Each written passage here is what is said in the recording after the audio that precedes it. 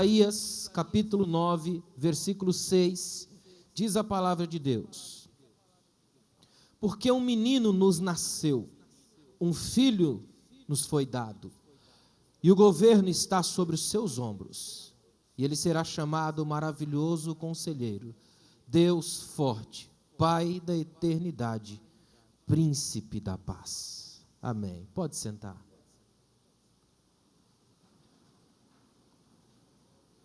Eu gosto muito desse texto.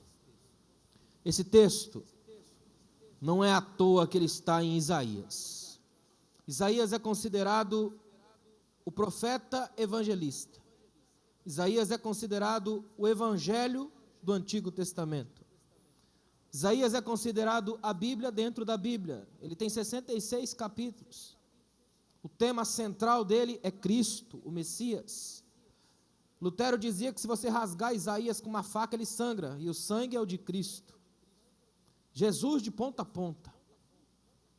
A ideia central de Isaías é apontar para Cristo, 700 anos antes. Ele avisa para o mundo que ele virá. E uma coisa que me encanta nesse texto, é que Isaías, que era um profeta extraordinário, um homem de uma capacidade linguística poderosa, é considerado até hoje pelos melhores estudiosos das universidades no mundo como um dos melhores textos em hebraico do Antigo Testamento, se não o melhor. Ou seja, ele tinha, como a gente diz, bala na agulha, tinha capacidade para escrever algo espetacular sobre o Jesus que vai nascer, mas ele resolve colocar o maior de todos os nascimentos, do maior de todos os homens, a maior notícia da história, o mais poderoso convite e evangelho que já existiu, que é o nascimento de Cristo, na frase mais simples que existe, que nesse exato momento, agora, 28 de fevereiro, em algum hospital aqui em Blumenau, tem alguém ouvindo essa frase: seu filho nasceu. Olha que coisa incrível. Ele avisa que o soberano do universo vai nascer, e ele escolhe a mais simples de todas as frases: nasceu seu menino. Isso para mim é tão libertador. É saber que o Deus que desceu das mais incríveis alturas, das mais poderosas perfeições que a gente nem atinge, desceu pela via da simplicidade. Não tem nada melhor do que a simplicidade. Simplicidade é abraço. Simplicidade é você tomar banho cantando desafinado no chuveiro, não é legal? Simplicidade é você comer a sua comida do dia a dia. Você já foi no restaurante que a comida estava tão bem arrumada no prato que dá vergonha de mexer? E você come sem graça, aí chega em casa, faz aquele pratão só seu, né? Depois que come, você fala: agora eu comi. Simplicidade. É a simplicidade, a mentalidade da simplicidade. Gente que entende de uma vez por todas que estar revestido de Cristo não significa se tornar uma espécie de semideus, que estar revestido de Cristo não tem como estar revestido de Cristo e se tornar arrogante, antipático, longe do povo. Se está revestido de Cristo, está revestido de simplicidade, é perto das pessoas, abraçando gente, tocando vidas, cantando as melodias do céu, indo e voltando, fazendo o trabalho da fé, discipulado. A partir do momento que a gente está envolvido nesse Cristo aqui, ó, a gente toca as mais tremendas profundidades da graça, na mais tremenda simplicidade da vida. Que eu me encanto com Jesus, enquanto o coral estava cantando aqui sobre ressurreição, e eu com isso aqui na mente para falar, me lembrei como é incrível isso, as coisas que Deus faz na simplicidade. Deus sabe que ressurreição é um momento extraordinário. Depois que Jesus fez isso, ninguém mais fez. Ressurreição. Na Bíblia você tem o caso de Lázaro, que não é nem chamado uma ressurreição, mas uma reanimação, até porque ele levanta, mas depois morre de novo. Inclusive tem uma placa no túmulo que é considerado hoje o túmulo de Lázaro, que está escrito lá: Lázaro morto 2 vezes. Imagina. Só Jesus ressuscitou para nunca mais voltar. Só Jesus deixou um túmulo vazio e conseguiu fazer a maior loucura de todos os tempos, que é todo mundo viajar para visitar um túmulo, com a certeza de que não tem morto lá. É ou não é? Só Jesus pegou um túmulo emprestado e devolveu. Só Jesus conseguiu fazer isso. Aí você pega esse Jesus, que sabe que ressurreição é algo extraordinário, espetacular, sublime, inigualável, e sabe o que ele faz na seguida? Quando você olhar no Novo Testamento, que você encontrar o Jesus ressurreto, a coisa que você mais vai achar do lado, sabe o que é? Comida, refeição. Por isso que crente come demais, ele segue o mestre. Primeira coisa que Jesus fez quando ressurgiu foi arrumar alguma coisa para comer. Ele passou alguns dias por aqui, dando provas de que estava vivo, encontrando com o discípulo aqui, encontrando com outro discípulo lá, e cada vez que ele encontra com os discípulos, tem uma comida do lado. Ele gostou tanto do negócio de comer que ele avisou: quando vocês forem fazer isso, façam em memória de mim. Lembrem de mim. Não é legal? Sabe o que me encanta nisso aqui? Jesus fez aquilo que a gente tem que entender, que Isaías já avisou 700 anos antes. Ele vai ser extraordinariamente simples. Olha o que ele fez. Acabou de pegar o extraordinário, que é ressuscitar, e colocar na mesma sequência do comer, que é o comum. Ele pegou o espetacular no normal, o sublime no simples, o extraordinário no ordinário. Ou seja, para mim, que me digo cristão, seguidor de Cristo, eu sou chamado a ser a glória do domingo na segunda-feira, a bênção do púlpito na mesa do serviço, o grande homem de Deus aqui, também grande pai, grande marido e grande filho, extraordinariamente em casa. É bom, não é? Somos chamados para ser libertos da tentação da perfeição. Não tem nada mais complicado do que gente que se julga super perfeita. É monstruoso isso. Quando a gente olha para esse texto aqui, eu quero ficar só com esse versículo, porque ele tem tanta coisa a nos dizer. Já começa deixando bem claro que ele nasce definido. É um filho que tem nome. E que nome! Um nome capaz de até hoje encantar, gerar vida. Um nome capaz de até hoje comungar comigo os mais profundos mistérios da graça.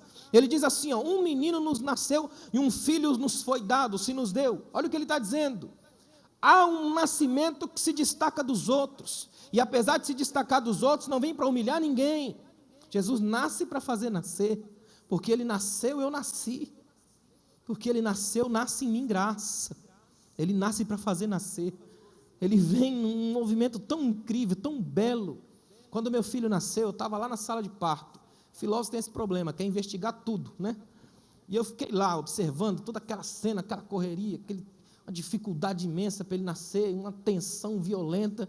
Eu acho que eu descobri por que a gente desmaia no dia do... É tensão, eu vou aliviar a barra dos irmãos, é tensão. A gente tensa aquela coisa, aquele cheiro do ambiente. Quando o médico pegou meu filho, segurou só com uma mão assim, e eu já fiquei com medo, falei, vai deixar cair, né? O amor é um negócio inexplicável, ele nem nasceu, nem fomos apresentados ainda, mas eu já o amo com medo que ele se machuque. Aí o médico virou ele para mim e falou assim, olá seu pai. Primeira coisa que eu pensei foi em Jesus e Nicodemos. Na hora eu entendi.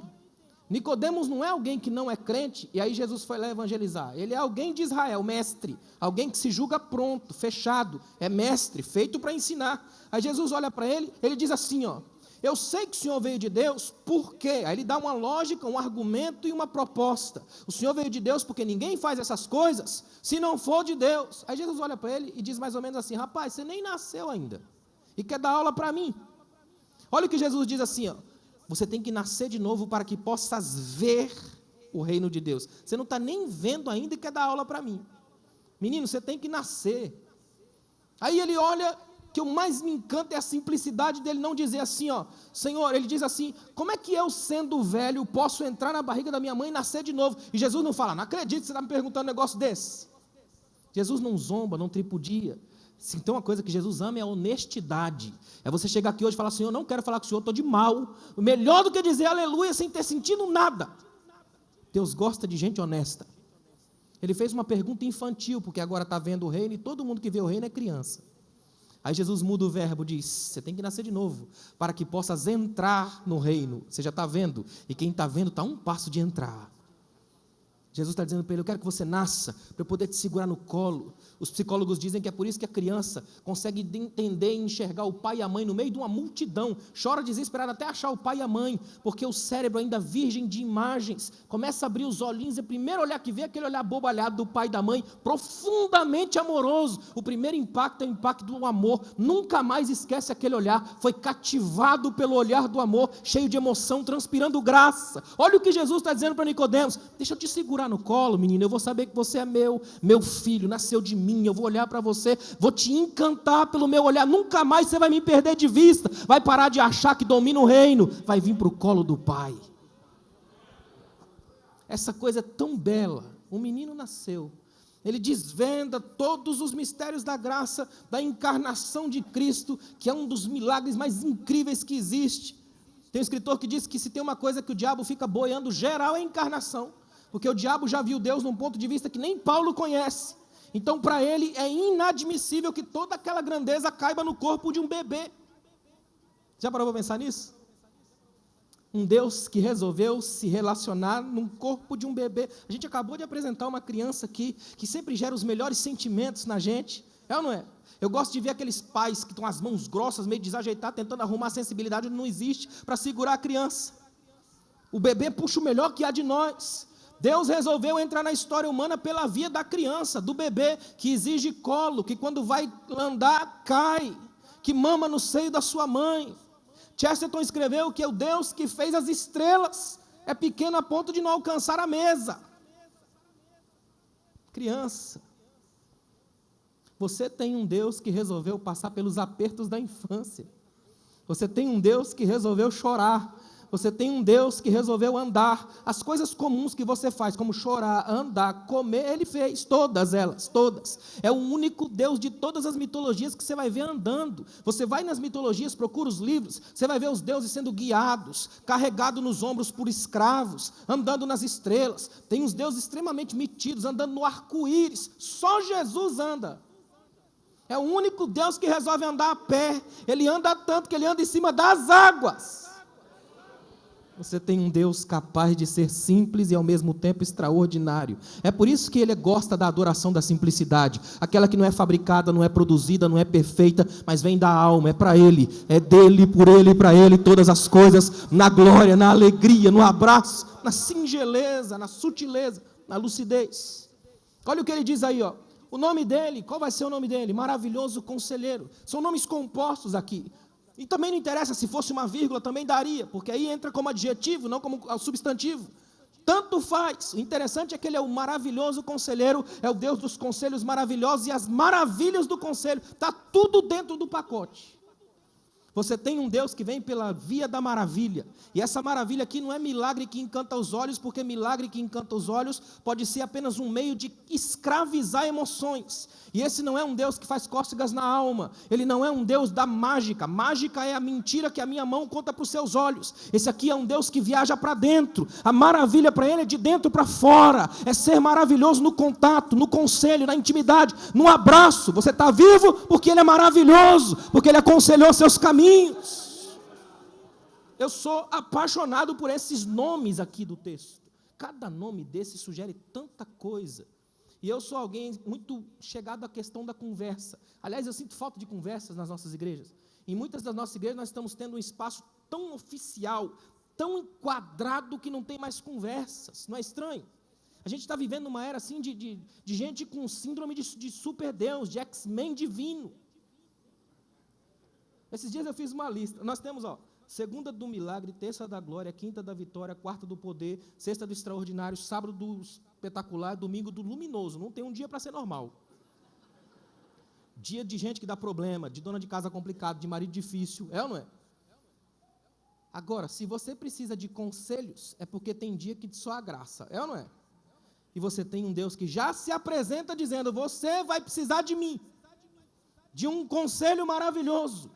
De um Deus que tem ideias tremendas, acima das suas ideologias. Conselhos aqui também tem um sentido daquela palavra que Ele te dá para direcionar a vida. O que Ele está dizendo é que nós temos um Deus que quando desceu aqui não desceu só para viver, mas para que nele eu possa viver uma vida que faz sentido. O que significa que você foi chamado para ser crente entre os domingos e não aos domingos. Nós temos gente que são os domingueiros da fé. Os domingueiros da fé é gente que de vez em quando aparece. Tanto que as irmãs que ficam lá na recepção sofrem, coitada. Oi, irmão, tudo bem? Como é que é o seu nome? Não, eu sou daqui. Ah, desculpa. 30 anos só no domingo, né? Você tem um Deus que é maravilhoso, conselheiro. Sabe o que ele está dizendo? Não tem tempo fora de ordem que ele não consiga dar uma direção para a vida. Não há absolutamente nada, não tem ninguém que possa direcionar o que ele faz. Ele é maravilhoso e conselheiro. A lógica do texto de Isaías é deixar bem claro para todo mundo que o simples fato desse Deus descer das alturas para andar aqui, para mim já é uma maravilha. Olha o que ele está dizendo. A grande maravilha do texto, além dele existir, é ele nascer aqui, do meu ponto de vista. Um Deus que esteve em loco, que não ouviu falar que você chora, já viu alguém chorar. Não é um Deus que ouviu falar de dores e doenças, ele já curou dores e doenças de gente aqui. Não é um Deus que ouviu falar de enterro, ele já esteve em enterros.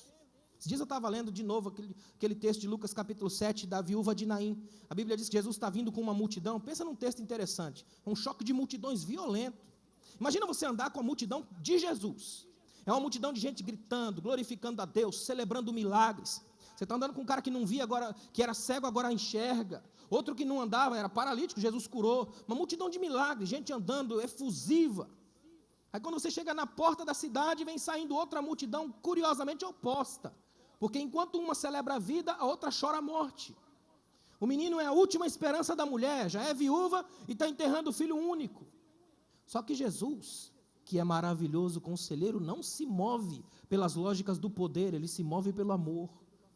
A Bíblia diz que Jesus viu. Você que é mãe, você só tem um filho, o marido já morreu, a sua esperança de subsistência está nesse menino, esse menino morre. Aí você está saindo para o pior dia da sua vida, que é enterrar seu filho único. E no que você vem, você encontra um rapaz de mais ou menos uns 30 anos, com um monte de gente pulando, glorificando e tal, e você dá de cara com ele no pior dia da sua vida, e tudo que ele diz para você é, não chora não. O que é que você diria para ele? É isso que Jesus fala para ela. No pior dia da vida, não chora não. Interessante é que o texto diz que antes Jesus, vendo-a, só ele viu, moveu-se de íntima compaixão. Curioso é que é um único milagre em que Jesus ressuscita alguém que ele não ora antes. Ele já ressuscita esse menino antes, só de olhar para a mãe. Tanto que ele já chega no caixão conversando. Menino, levanta! E o menino já está vivo. Sai daí, porque você agora vai fazer parte de, em vez de duas, uma multidão só, que celebra a vida, que alegra, que cresce, que caminha, que tem maravilhas para contar, porque tem um Deus do direcionamento da vida. A sua vida agora tem sentido, sabe para onde vai. O que é mais assustador é ver pessoas que povoam as igrejas sem sentido para viver. É estranho você dizer que é cristão e sem sentido para ser e viver. Se você é cristão, precisa ter esse sentido para a sua vida. O maravilhoso conselheiro te deu o rumo, o norte, para onde ir. Não há nada pior do que gente perdido no meio das igrejas. Daí a importância de entender quem é o Deus a quem você serve. Nunca inverta isso. Ninguém aqui hoje pode dar ordens a Deus, mas todo mundo aqui dentro pode enviar súplicas, e súplica ele atende, porque ele é maravilhoso conselheiro, é o Deus que atende as nossas súplicas e direciona a nossa vida. O texto diz que ele é maravilhoso conselheiro, Deus forte, parece até uma contradição de termos, se é Deus é forte, não é? Mas o termo coloca Deus forte, e o original aqui é Deus poderoso. Incrível que Jesus vem redefinir o que é poder. Para Jesus, poder não é intimidação. Para Jesus, poder não é patente. Para Jesus, poder não é grito. Para Jesus, poder não é mandar no diabo, porque quem fica com guerrinha de poder com o diabo já perdeu, é sadismo. Para Jesus, poder é abraço. Ele é Deus forte o suficiente para me amar quando eu não amo. Ele é forte o suficiente para romper minhas barreiras. É forte o suficiente para ser grande nos pequenos. É forte o suficiente para sair da mesa principal, vestir uma toalha de escravo e lavar os pés dos discípulos, inclusive de Judas. Ele é forte o suficiente para descer aqui, andar aqui. É forte o suficiente para estar aqui hoje comigo, olhando para mim, recebendo o meu culto torto às vezes. Força para Jesus não é apertar de pescoços, é libertar de corações. Poder para Jesus não é o quanto ele consegue, vamos dizer, encantar os seus olhos pelo que ele faz. Poder para ele é o que ele é. Você serve a um Jesus que é poderoso pelo que é, não pelo que faz. Você serve a um Jesus que é poderoso para abalar as fibras da sua alma sem dar um grito. Ele é poderoso o suficiente para que na sua presença manifesta, você saiba adorá-lo pela soberania que ele tem e pelo que ele é. Deu para entender? Nós ainda vivemos muito com essa coisa do poder, ainda tem muita gente com isso, poderosos, os poderosos do mundo, a coisa da elite, ou não é? A gente tem demais esse negócio da elite, dos poderosos. Já ouviu essa frase? Sabe com quem está falando? Pensa numa frase ridícula para seres humanos, ou não é? Nós estamos aqui disputando espaço com insetos, perdendo a guerra para um mosquito. Não tem como falar, sabe com quem está falando? Não dá, irmão. Aí você tem um Deus que o próprio Isaías, mais para frente, vai dizer que ele estende o céu como quem estende um lençol, imagina. Ele junta os oceanos, plural, na concha, singular, da sua mão. Ele chama a si os exércitos das estrelas, cada uma delas pelo nome, e elas a ele se apresentam. Pelo amor de Deus, irmão, quem é que é grande aí? Nós estamos aqui hoje porque esse poder dele é tão grande que ele olha por onde anda para não pisar em mim. Ele me recebe, ele me levanta, ele olha para mim, ele me chama para perto, me chama de filho, me pega no colo, me abraça, ele me permite intimidade num nível de intensidade tremenda. Você poderia agradecer a Deus por um minuto aí, só por ser alvo do olhar dele? 7 bilhões de pessoas no planeta e ele te viu. Não tem ninguém aqui hoje que não possa dizer, eu sou um milagre de Deus. Sabe os caçadores de milagre? Eu tenho que ver um milagre aqui hoje. É só pegar um espelho com uma irmã do lado aí. Dá uma olhadinha. Se você está vivo, você é milagre. Você está de pé, é milagre. Sua família está aqui, é milagre. Você cantou, é um milagre de Deus. Você não vive, você é milagre de Deus. O Deus forte o suficiente para andar com a gente. O texto ainda vai mais longe. Ele diz que ele é maravilhoso, conselheiro, Deus forte. E olha que incrível, é a única criança que nasceu pai da eternidade. Ele não tem conflito com o tempo, não é? O nosso grande problema é o tal do tempo. Se você for olhar pelas lógicas do tempo, você pira. Tempo é um negócio tão perigoso. Uma frase antiga diz que aos 15 anos você viaja atrás de diversão, aos 35 atrás de descanso, mas aos 55 atrás dos 15, não é? Tempo é um negócio perigoso, ele passa apesar de nós. O tempo não quer saber se você é alto, baixo, bonito, feio, rico ou pobre. Ele passa e te atropela. Você já guardou uma coisa na gaveta e passou a semana inteira tentando lembrar onde colocou? O nome disso aí é tempo. E ele vai passando e vai levando a gente junto. E se a gente não ficar esperto, ele desmonta a gente. Tempo tem um negócio tão perigoso. Uma frase de uma música diz que nós somos perecíveis ao tempo. Nós temos data de validade. O pior, nascemos espremidos entre 2 datas do calendário. Da primeira você não tem consciência, da próxima não tem presciência. Fica espremido entre as 2. O tempo todo protelando, jogando para frente, amanhã eu vou ser feliz. Esse amanhã não chega nunca. Na França tem um cemitério que tem uma frase: nós que aqui estamos por vós esperamos. Dá um sentimento ruim, né? Um pastor na minha igreja foi fazer um velório de uma irmã. Ele falou que deu uma volta antes pelo cemitério. Ele falou, cara, lembrei de você. Eu falei, vou dar uma volta no cemitério. Ele falou, eu vi uma placa que me deu raiva. A placa dizia, eu já estive onde você está. Imagina. Não é ruim? Tempo. Tem um pastor lá em Goiás que diz, no dia que eu morrer, coloquem lá no meu túmulo. Aqui vai um homem contrariado. Eu não queria ir. Mas não tem como. É ou não é? Eu gosto de uma velhinha de 86 anos que deu um grito na frente do espelho. O que essa menina está fazendo no corpo dessa velha? Ele é pai da eternidade. Paulo vai dizer que antes da fundação do mundo, ele já estava na cruz para você existir. Se você está aqui hoje, não é porque é bom, é porque ele garantiu no tempo que você estivesse vivo aqui hoje para adorá-lo pela eternidade, por aquilo que ele é. Pai da eternidade, é o Senhor, fundador de tudo, alfa e ômega. Ele vem antes do começo e depois do fim. Agora explica ele. Ninguém explica Deus. Que eu gosto desse Deus que Isaías coloca aqui. Aliás, tem uma coisa que é bonita na Bíblia, que a Bíblia esmaga nossas tentativas de colocar Deus no quadrado. Isaías vai dizer que ele é pai da eternidade. Imagina, a eternidade é que nasceu dele. João vai dizer, Deus é amor. Não tem nada mais difícil de definir. Ele vai mais longe, Deus é luz. Aí piora tudo. Cada vez que você mergulha na Bíblia tentando dar um jeito de colocar sua etiqueta em Deus, fica mais difícil. Ele vaza pelos dedos, ele sai pelas tangentes. Se você procurar ele no centro do palco, ele está nos bastidores. Você vai lá atrás, ele está na frente. Você procura em cima, ele está embaixo. Você quer receber ele de algum lugar, não vem de lugar nenhum. Ele é livre, absurdamente livre. Aí ele falou para Nicodemos, o vento sopra onde quer, ou seja, ele é livre, você não coloca a marca nele, não dá o itinerário. Olha o que ele diz, o vento sopra onde quer, ouves a sua voz, ele é comunicativo, você que não escuta, e não sabe de onde ele vem nem para onde ele vai, ele é misterioso, não depende de você. A oração sua deve ser, como eu não sei nem de onde o Senhor vem, nem para onde o Senhor vai, não deixa eu ficar no caminho, eu tenho que facilitar a trajetória do teu vento, que onde o Senhor passar, vai abençoar qualquer um, e eu não quero ser obstáculo, eu quero ser feliz. Ele é Pai da eternidade. O que significa que para mim e para você a velhice em Deus tem outro significado. Ela não significa simplesmente um terminar de vida. Ela não significa uma espécie de reumatismo de alma.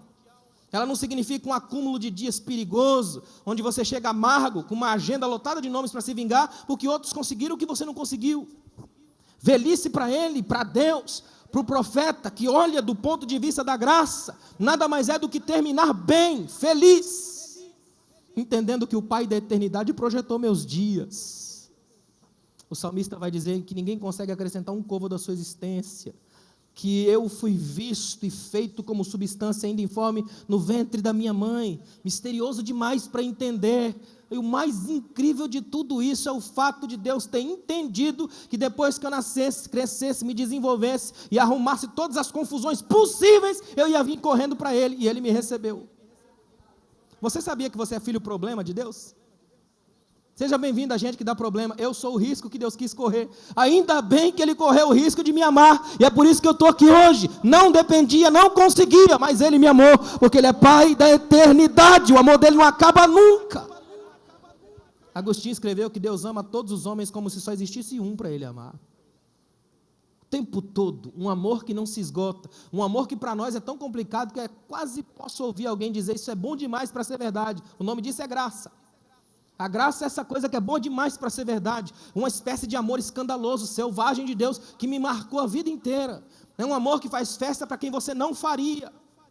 É um amor capaz de chamar a gente no mais íntimo da alma, daqueles pontos que nem a gente sabe que existe. Por que você está vivo aqui hoje? Não é porque você tem algum grau de intimidade especial com Deus, não é porque você conhece algum outro meio, tem um mecanismo, nada disso. É porque a mente soberana de Deus resolveu deixar você existir. Mais do que isso, resolveu te amar. Ele resolveu que na cruz garantiria para você o direito de estar aqui. É muito milagre para uma noite só, não é não? Por isso que a gente canta, por isso que a gente adora a Deus. Por isso que a gente celebra. Eu estava falando com o pastor Linderson aqui, ouvindo o coral, o pessoal cantando, e pensando, meu Deus, se nós que somos imperfeitos conseguimos gerar isso, imagina quando a gente chegar no céu. Você já imaginou, irmão?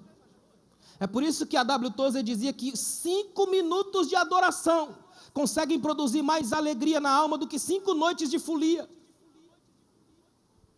É verdade, não é? Porque você tem a mais tremenda de todas as oportunidades e privilégios, oferecer ao Deus de toda a adoração um pouco da que Ele já deu para você. Você recebeu em graça, então em gratidão você devolve para Ele, dele, por Ele e para Ele são todas as coisas. Você sai adorando não porque pode, mas porque recebeu de Deus. Como é que ele termina o texto? Ele diz que Ele é maravilhoso, conselheiro, Deus forte, Pai da eternidade, príncipe da paz. Irmãos, se tem um negócio que todo ser humano que já botou a cara no mundo precisa, chama-se paz. Porque a gente é muito rápido para produzir guerras. Desde que o Homo sapiens entrou na história, ele matou tudo que tocou. Nós somos uma espécie especializada em matar. Nós destruímos com uma facilidade incrível. Os arsenais de guerra que nós temos nas nações são terríveis. Dizem os cientistas que com as armas que nós temos hoje, já podemos destruir a Terra cerca de 32 vezes. Ou seja, destrói, faz de novo, destrói, faz de novo. É nosso esporte preferido, fazer e destruir. É sempre mais fácil destruir do que construir. Aí você tem um Deus que resolve andar pela via da paz. E paz para Jesus não é a ausência de conflito, é a certeza de que o conflito não define a minha relação. O conflito passa e eu sou curado, porque eu tenho um Deus capaz de entronizar a paz na minha alma. Eu troco as espadas pelos arados, eu aprendo a andar com um Deus que por onde passa semeia a vida. Então a partir dele, toda a minha relação é relação de paz. Ou seja, vai ter problema? Vai ter crise? Vai, mas vai ter paz. Vai ter dia que só pela misericórdia, por isso que Paulo, quando escreve aos Colossenses, ele diz, suportai-vos. Ele sabe que suportar é aquilo que passa da medida de capacidade que eu tenho. Vai ter dia que só a graça para você me suportar. Mas é exatamente nisso aí que vai se nivelar o ser humano. E é exatamente aí que a graça do Pai vai brotar. Igreja é bonito por isso. Um ambiente completamente estranho. Igreja é uma coisa que até hoje deixa os sociólogos encucados. Como é que funciona isso? Tinha tudo para dar errado. É gente que ninguém sabe direito de onde vem, nem como vai. É ou não é? Igreja é um negócio esquisito. E você quer ver? Você está aqui, eu que viajo muito, eu vejo muito isso. Às vezes você chega num ambiente, você não conhece ninguém lá. Aí você, só de olhar para o irmão, já identifica quem ele é. É impressionante. Eu me lembro em Portugal, eu fui pregar numa cidade chamada Batalha, em Portugal. E eu estava na cidade do Porto, aí fui de trem. E fiquei na estação esperando o irmão. E eu descobri que brasileiro atrasa em qualquer lugar do mundo. O irmão falou, vou te pegar 15:06. Chegou 15:07. E eu pensando, meu Deus do céu, e agora? No Brasil, se o cara não vem, eu sei voltar. E aqui? Pior, não sabia quem era, nem ele a mim. Nunca nos vimos. Só que é impressionante, do que o cara aponta lá e olha para a gente, já sabe, é o pastor. E já vem, e já se abraça, e já cria uma comunhão, e já troca o WhatsApp, telefone, já tem uma família lá, e no dia que eu me perder lá, eu posso ir para a casa dele. É ou não é?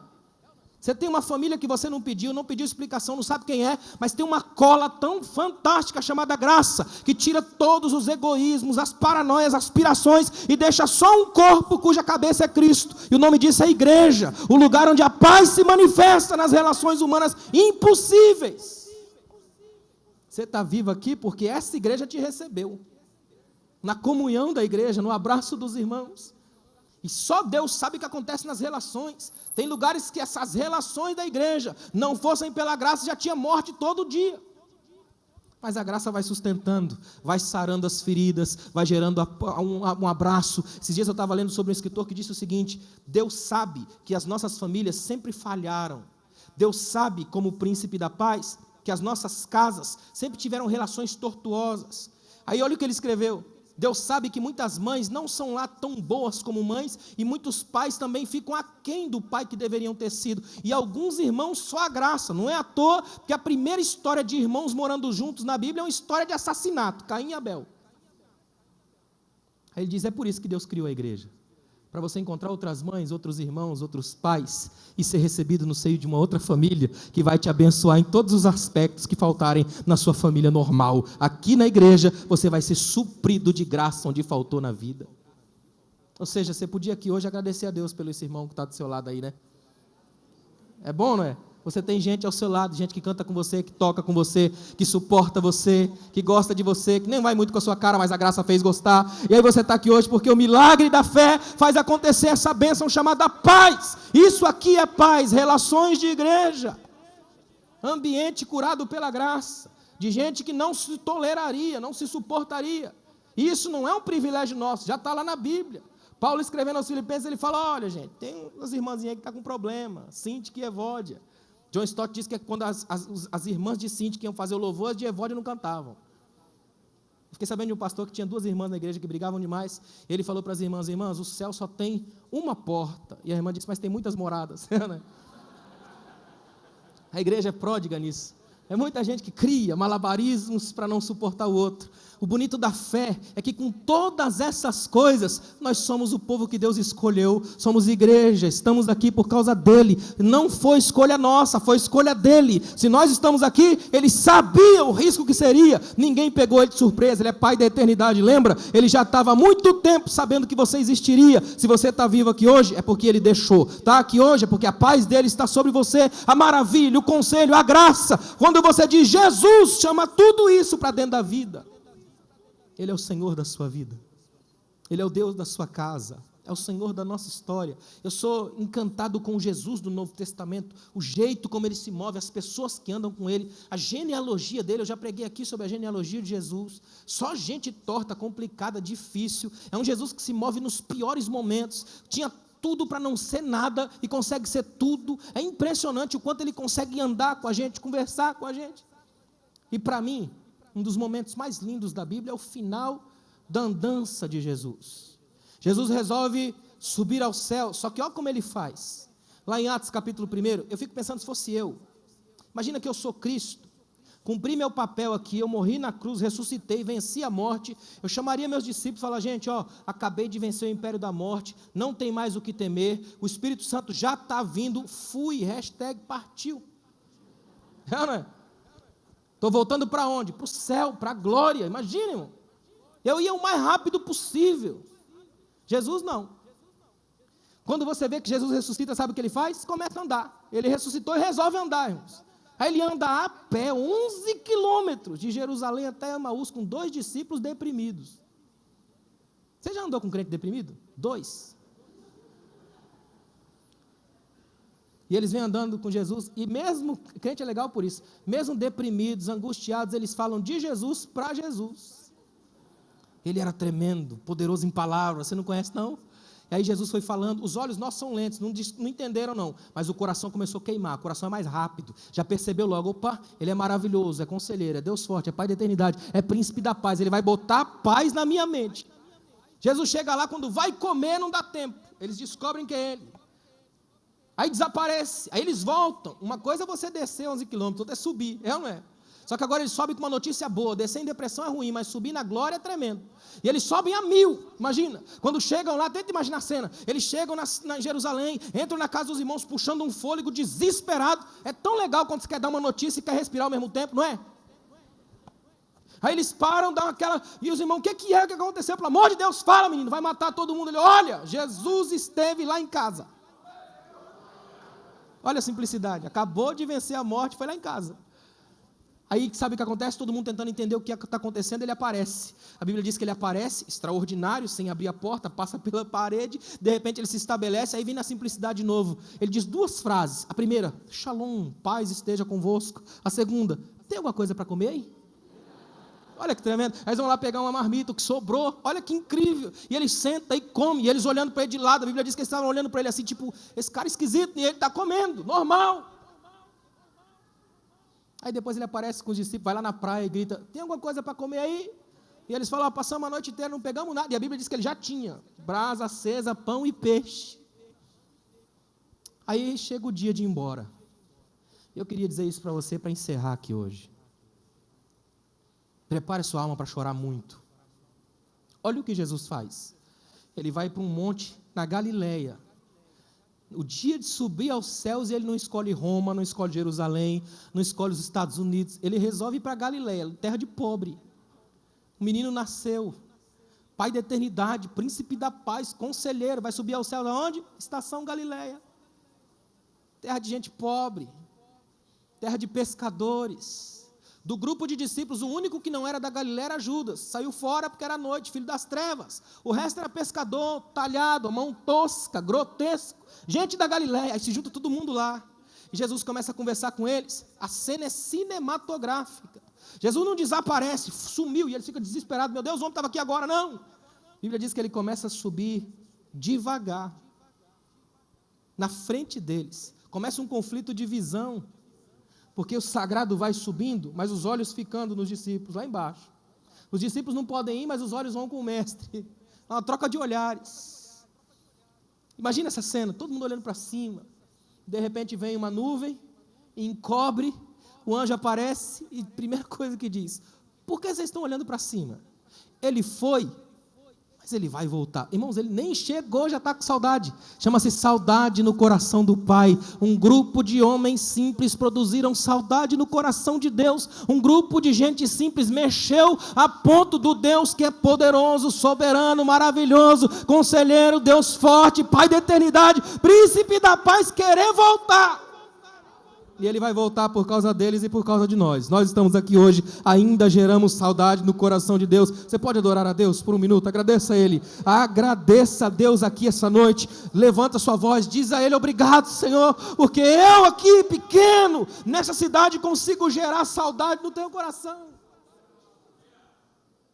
Um grupo de gente simples, gerando o melhor do coração.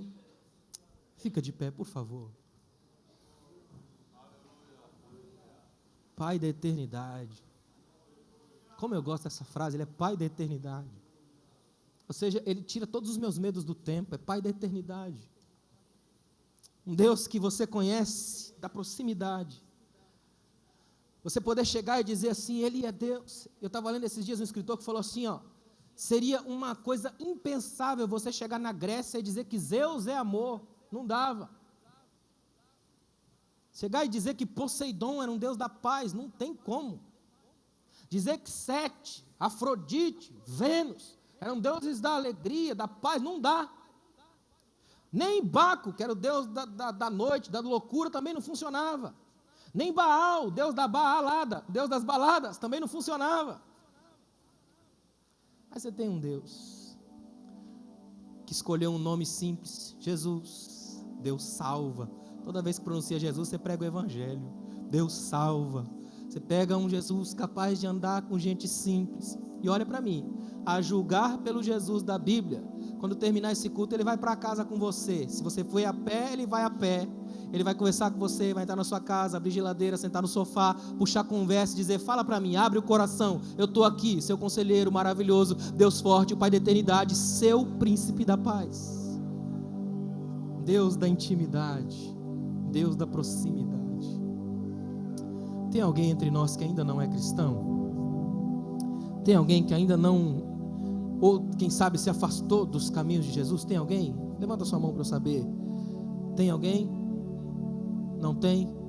Sabe o que eu quero que você entenda aqui essa noite? Uma coisa que todas as vezes que eu leio esse texto eu fico pensando, por ser pai principalmente, isso me identifica muito. Quanto a gente cerca nossos filhos de amor, de alegria e tal, só que esse filho aqui, que quando nasce, recebe esses nomes, maravilhoso, conselheiro, Deus forte, Pai da eternidade, príncipe da paz, um dia vai ser esbagaçado na cruz. Isso aqui é assustador, porque todo mundo que está aqui nessa igreja hoje, você não é discípulo de alguém que morreu velho no hospital da Palestina de hepatite. Você não é alguém que morreu, que segue um líder que morreu e todo mundo sabe, apesar de ter feito história, mas morreu. Você segue um Cristo que foi assassinado pelo Império Romano porque lutou pela verdade e pela justiça. Você segue um Cristo que a morte só conseguiu segurar 3 dias. Depois disso não deu mais conta. Vida que flui, vida que brota.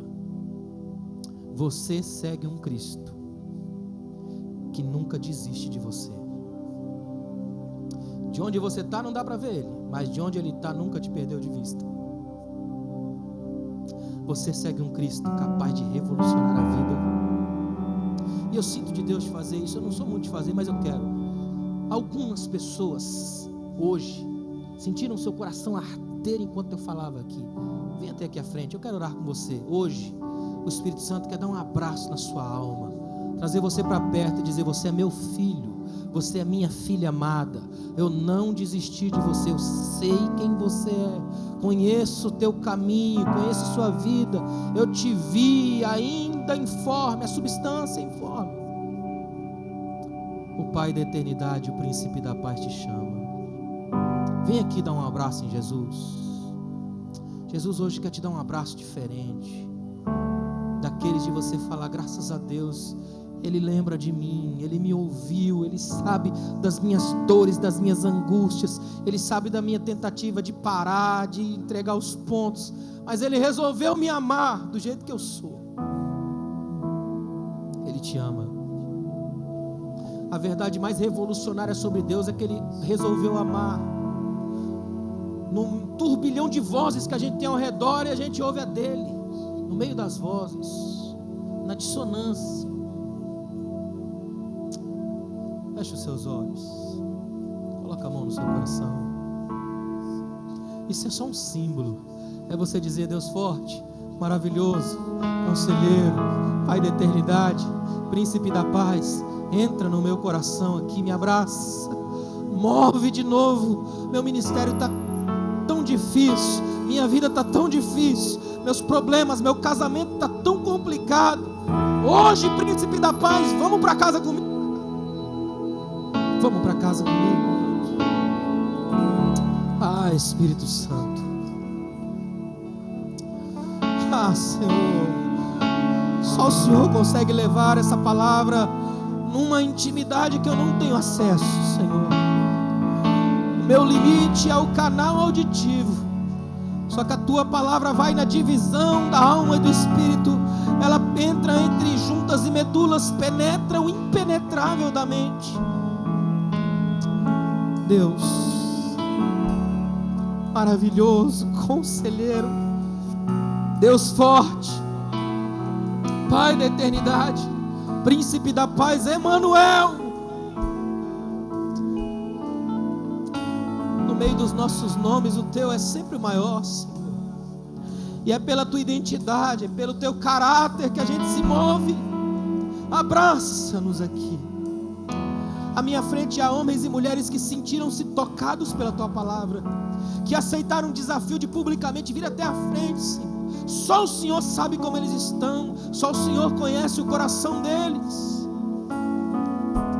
E tudo que eu te peço, abraça teus filhos, para eles se sentirem cada vez mais amados, cada vez mais protegidos, cada vez mais refeitos por ti. Tu és a nossa rocha, Tu és a nossa vida, o motivo do respirar, a razão desse culto, desta igreja existir na terra. És Tu, Senhor. Seja exaltado, seja celebrado, seja engrandecido, seja magnificado na igreja que é Tua, corpo do qual Tu és o cabeça, Senhor. Obrigado, Deus, por cada vida aqui, em nome de Jesus. Que Deus te abençoe. Pode voltar para o seu lugar agradecendo a Deus.